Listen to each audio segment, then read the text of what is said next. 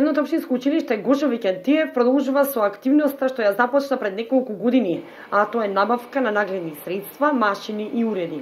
За таа цел, пред неколку дена се реализираше една долгогодишна идеја на училиштето, посебно во машинскиот актив, а тоа е набавка на CNC струк или струк управуван со компјутер. Поради неможноста да се набави нов, се искористи стариот струк и се преиначи да биде управуван со компјутер. Значи, наместо рачно да се врши обработката на стругот, со употребата на компјутерот се задава дадена програма или по даден цртеж, веќе машината автоматски го изработува делот. Значи, може да се изработуват најразлични, покомплицирани и сложени облици на било каков шипкаст материјал.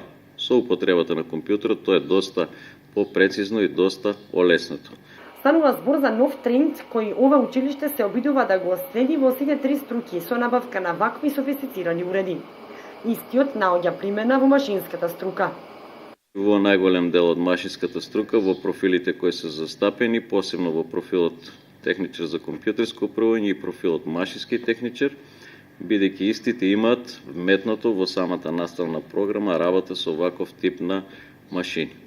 Сребренов додава дека Средното општинско училиште Гошо Викентиев е едно од ретките во државата кое што успеаја да набават ваков струк управуван со компјутер.